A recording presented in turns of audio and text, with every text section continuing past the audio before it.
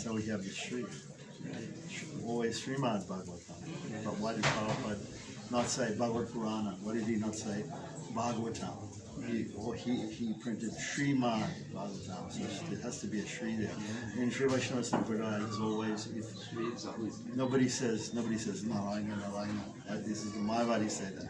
They all say Sriman Narayana. So Shri is very important. Yeah, so Srimad Bhagavatam, we say Srimad Bhagavatam, everybody else says Bhagavad Purana. Right? Just say Hare Krishna. Srimad Bhagavatam. Always Shri first. Always allude to the Shakti first. Yeah. But very nice, very nice. But the other thing I wanted to say, this is what I never thought of this before when you were chanting Goswami Astakam.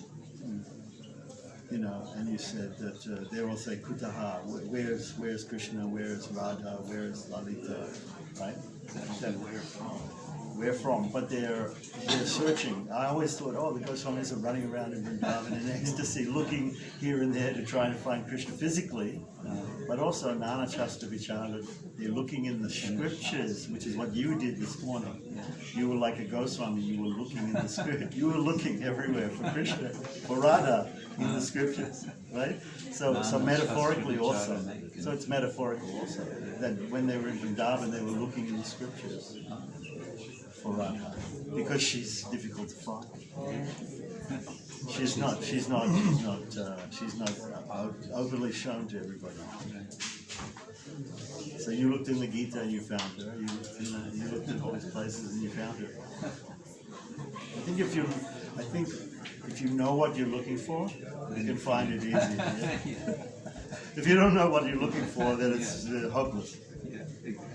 But it's like one of those illusions, you know, they show you the thing and they say, look at there, and if you're colorblind, you can't see the number, like that. So we're all colorblind, you can't see the number. But if you say, look, it says 76 there, right? Oh, I see it, now I see it. That's what we have to do to people. We have to tell them because they're all colorblind.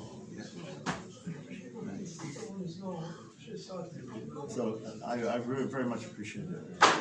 Really, really nice class. And the onomatopoeic dancing at the end. Huh?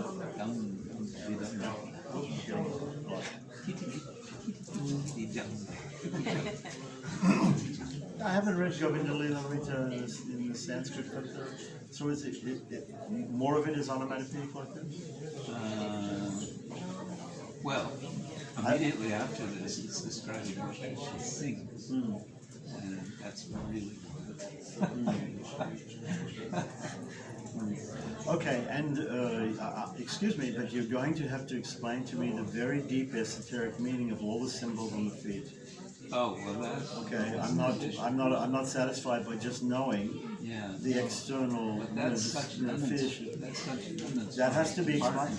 That's only half done. I know. I wanted to say that. I think it's Vishnu who explains each of the symbols. And do you know what book? From him, I don't know. Someone made out of it. And in Golokadam, Germany, they decorated the whole temple with symbol explanation. Yeah, that's good. Yeah, you have to know what the symbols mean. Yeah. Because otherwise people will go barley, corn, fish. What's that about? Spear. Spear. In also when you said the kettle drum, the Bhagavatam sloka that speaks about her being introduced like a kettle drum, I was thinking of Tirupalai. In Tirupalai, it is called the Gopi Second Vow to worship Goddess Katyayani and get Krishna as her husband. And it's said it's called a Kovai Nambu. It's a type of drum. It's a beating of the drum. It's like a kettle drum. So it brought back to me. I've often thought we should get such kettle drums. Yeah. So that devotee Krishna, the guy here, Indian devotee for Krishna, here, you can chant Tirupalai. So maybe today is a good time. I should tell him he should chant Tirupalai. Because it's all about 30 verses.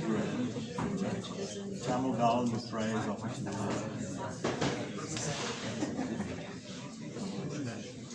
Thank you very much, son.